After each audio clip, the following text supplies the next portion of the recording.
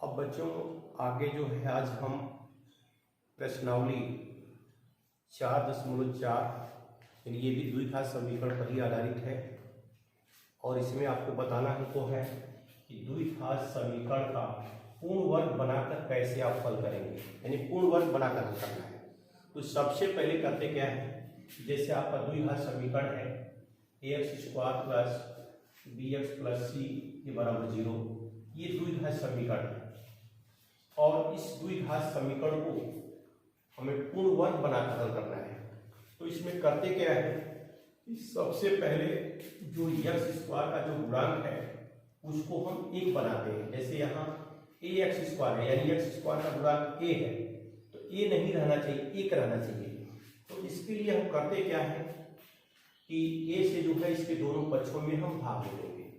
जैसे ax² बटे a,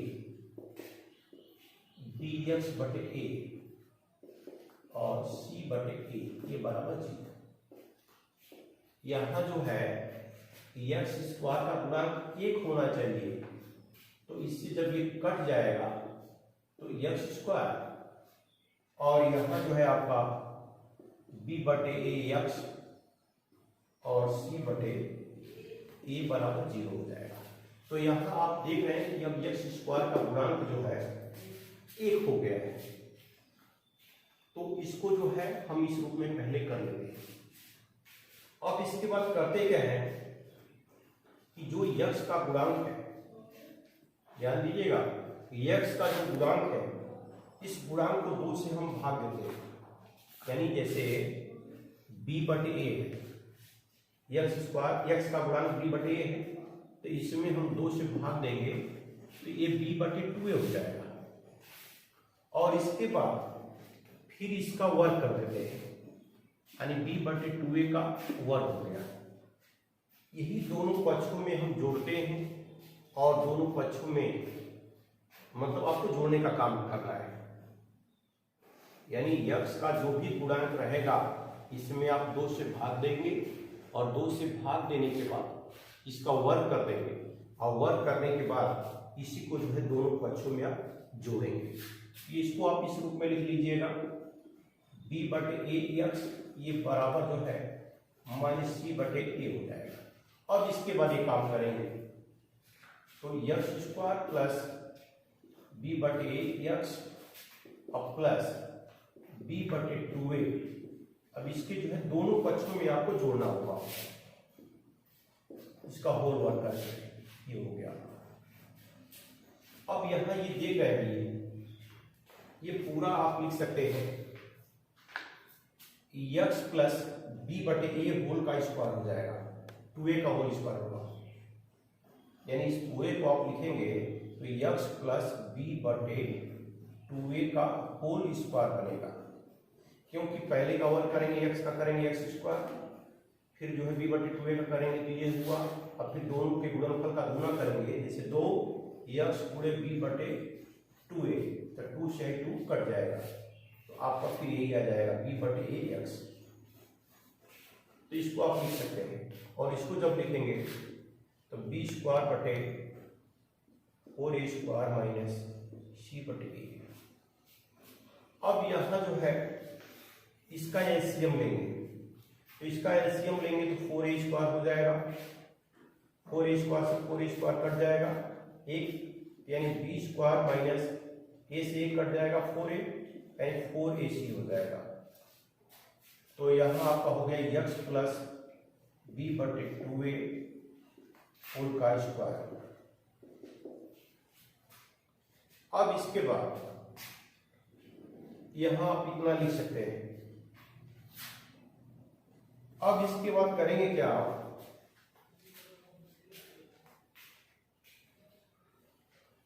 अब ये वर्ग दिया हुआ है तो यहाँ x प्लस b बटे 2a ये बराबर आप लिखेंगे plus minus under root b² minus 4ac upon 4a²। अब चूंकि यहाँ जो है आप b² माइनस 4ac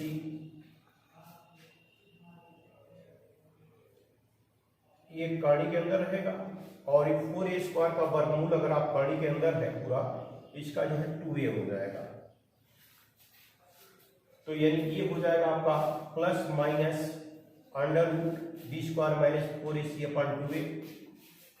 तो फिर यहाँ x बराबर, इसको जब आप पक्षांतर करेंगे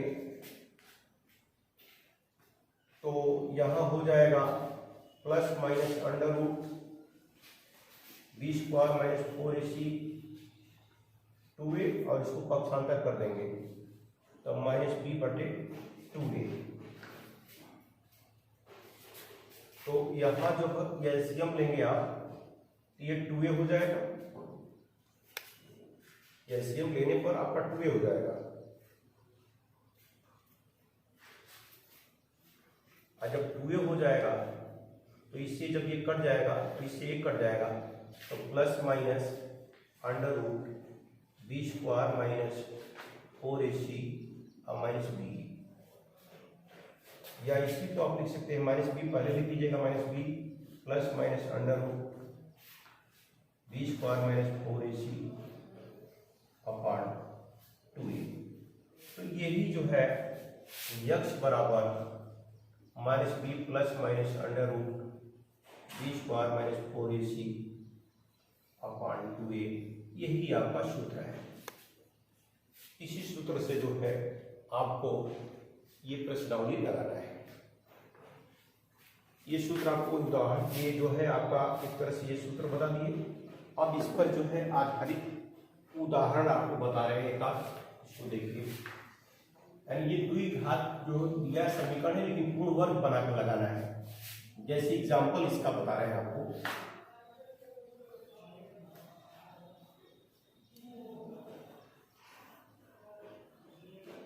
जैसे एग्जाम्पल है 14, किताब में आपके दिया हुआ है एग्जाम्पल 14, पूर्ण वर्ग विधि का प्रयोग करके द्विघात समीकरण 3x square minus 5x plus 2 बराबर 0 को हल करना है। आपको पहले ही बताया है कि यहाँ x स्क्वायर का गुणांक 3 है, चूंकि जब भी पूर्ण वर्ग बनाकर लगाना होगा तो x स्क्वायर का गुणांक 1 होना चाहिए। तो हम करते क्या है कि इसमें 3 से जो है इसके दोनों पक्षों में हम भाग देंगे, तो ये हो जाएगा 3x स्क्वायर अपॉन 3, और ये 5 बटे 3 x, और ये 2 बटे 3 बराबर 0। तो 3 से 3 यहाँ तो कट जाएगा, यानी ये हो जाएगा x स्क्वायर माइनस 5 बटे 3 x, और ये 2 बटे 3, ये बराबर 0। अब यहाँ जो है x स्क्वायर का गुणांक 1 हो गया। अब इसके बाद करते क्या है कि जो x का गुणांक है इसमें 2 से भाग देंगे। जैसे 5 बटे 3 है तो इसमें 2 से भाग देंगे तो ये 5 बटे 6 आ जाएगा, क्योंकि 2 का 3 में ही गुणा होगा नीचे। यानी नहीं समझ में आ रहा तो इस तरह देख लीजिएगा, 3 गुणे 2 हो जाएगा, यानी 5 बटे 6। अब इसका फिर वर्ग करके, और वर्ग करने के बाद इसके दोनों पक्षों में जोड़ना है। तो कितना जोड़ेंगे आपको समझ में आएगा होगा। 5 बटे 3 का आधा करेंगे, 2 की भाग दे रहे हैं, तो 5 बटे 6, 5 बटे 6 का वर्ग करके इसके दोनों पक्षों में जोड़ेंगे। 5 बटे 6 का वर्ग, 5 बटे 6 का वर्ग, दोनों पक्षों में जो है हम इसका वर्ग करके जोड़ दिए। अब यहाँ आपको समझ में आ रहा होगा कितने का ये वर्ग बन गया, होल वर्ग, क्योंकि माइनस है तो x माइनस 5 बटे 6 होल का वर्ग बन गया। आप इसको ये माइनस b पर तोड़ेंगे तो यही आएगा, तो x माइनस 5 बटे 6, और यहाँ जब करेंगे आप तो ये 25 बटे 36 हो जाएगा, और माइनस 2 बटे 3 हो जाएगा। तो अब इसका जब हल करेंगे, इसको ये एलसीएम लेंगे इसका, तो ये 36 हो जाएगा। तो 36 से 36 कट जाएगा, 25, 3 की भाग 36 में 12, 12 दूनी 24, यानी 1 बटे 36, यानी पूरा जो है x माइनस 5 बटे 6 होल का वर्ग बराबर ये आपका 1 बटे 36 आ गया। तो यहाँ x माइनस 5 बटे 6 ये बराबर प्लस माइनस कौड़ी में 1/36, यानी x माइनस 5/6 बराबर प्लस माइनस 1/6, माने 1/36 का 1 का वर्गमूल 1, 36 का 6, तो प्लस माइनस। अब इसमें साइड में लिखा, अब इसमें जो इसे 2 मान आ रहा है, तो एक मान इसका जो है यहाँ देख रहे हैं प्लस माइनस है, एक धनात्मक है और एक ऋणात्मक है। तो जब धनात्मक मान लेंगे, जब धनात्मक लेंगे तो x माइनस 5/6 ये बराबर प्लस 1/6 होगा, धन वाला ले रहे हैं, तो x बराबर हो जाएगा 1/6 और ये पक्षांतर कर देंगे तो प्लस 5/6, तो हर तो बराबर है, अंश को जोड़ देंगे 6/6 यानी 1 हो जाएगा, x का मान 1 हो जाएगा 1। और जब इसका ऋणात्मक मान लेंगे तो यहाँ x माइनस 5/6 बराबर माइनस 1/6, तो x बराबर माइनस 1/6 और प्लस 5/6, तो इसका भी हर बराबर है, ये माइनस 1 प्लस 5/6 4/6, तो इसको काटेंगे तो 2/3, यानी x बराबर 2/3, तो एक इसका जो मूल है 2/3 हो गया और एक मूल जो है यानी इसका जो है x बराबर 1 हो गया, यानी 1 और 2/3 इसका मान आएगा, ये इसके दो मूल होंगे। तो ये पूर्ण वर्ग बनाकर जो है आपको हल करना है। अब इसमें जो है एक एग्जाम्पल और आपको समझा दे रहे हैं पूर्ण वर्ग बनाकर, और इसके बाद आप प्रश्नावली को लगाएंगे। अब इसमें भी एग्जाम्पल है आपका 15, यानी इसको भी पूर्ण वर्ग, जैसे 2x² 5x प्लस 3 ये बराबर 0 है, इसको भी पूर्ण वर्ग बनाकर लगाना है। तो आपको पहले बताया गया कि x² का गुणांक यहाँ 2 है, और चूंकि जब भी पूर्ण वर्ग का कोई भी सवाल अगर आपके सामने हो तो x² का गुणांक 1 होना चाहिए।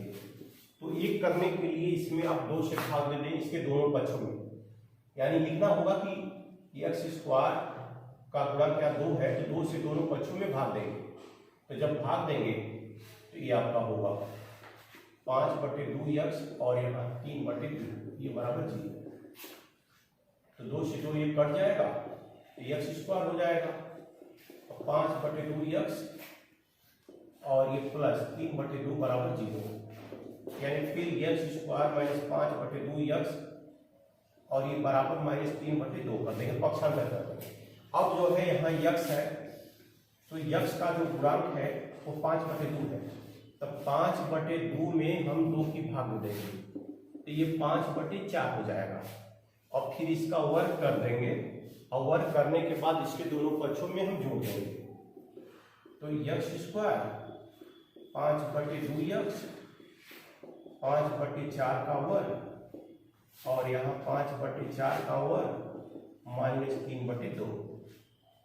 अब ये जो है पूरा x माइनस 5/4 का होल स्क्वायर हो जाएगा, और ये हो जाएगा 5 का वर्ग 25, 4 चौको 16, 3/2। अब इसका एलसीएम जो है 16 ही होगा, लघुत्तम अगर हम निकालते हैं तो एलसीएम इसका जो है 16 होगा, 16 से 16 कट जाएगा, ये 25 और 2 8 16 8 3 24, यानी 1/16 हो जाएगा, यानी x माइनस 5/4 होल का वर्ग ये बराबर 1/16। तो x माइनस 5/4 बराबर प्लस माइनस कौड़ी में 1/16, यानी प्लस माइनस 1/4। तो यहाँ भी इसका 2 मान आ रहा है, एक धनात्मक और एक ऋणात्मक। तो यहाँ लिख दीजिएगा धनात्मक मान लेने पर तो x माइनस 5/4 बराबर प्लस 1 पहले धनात्मक लेंगे तो प्लस 1/4 हो जाएगा। तो x बराबर 1/4 और ये पक्षांतर कर देंगे तो 5/4, हर बराबर है तो अंश को जोड़ देंगे 6/4 यानी 3/2, यानी x का मान 3/2 आ गया धनात्मक पर। फिर लिखेंगे ऋणात्मक, मान धनात्मक मान और ऋणात्मक मान 2 हो रहे हैं, यानी दोनों मूल हो जाएंगे। तो यहाँ पे लिखेंगे x माइनस 5/4 बराबर -1/4। तो x बराबर -1/4 अब प्लस 5/4। यहाँ भी इसका जो है हर बराबर है तो अंश को जो है जोड़ेंगे, -1 प्लस 5/4। तो यहाँ -1 है और +5 है यानी +4 हो जाएगा, 4/4 बराबर 1। तो x बराबर जो है 1 हो जाएगा। यानी इसका मतलब कि ये पहला मूल हो गया और ये इसका दूसरा मूल हो गया, यही दो मूल होंगे। तो कोई भी अगर पूर्ण वर्ग बनाकर आपको प्रश्न हल करना है तो सबसे पहले आप x की स्क्वायर के गुणांक को 1 बनाएंगे और 1 बनाने के बाद जब 1 बन जाएगा तो जो x का गुणांक होगा उसमें आप देख रहे हैं कि उसमें जो है 2 से हम भाग दिए हैं और 2 से भाग देने के बाद उसका वर्ग कर लेते हैं और वर्ग करने के बाद इसके दोनों पक्षों में जोड़ देते हैं। हर प्रश्न में जो भी आपको सवाल बताया गया उसमें हम यही काम किए हैं। तो मुझे पूर्ण विश्वास है कि आपको जो है प्रश्न समझ में आ गया होगा। जो भी प्रश्न प्रश्नावली में होगा आप उसको लगाएंगे। अगर आपको समझ में नहीं आता है तो हमसे पुनः आप पूछ सकते हैं। धन्यवाद।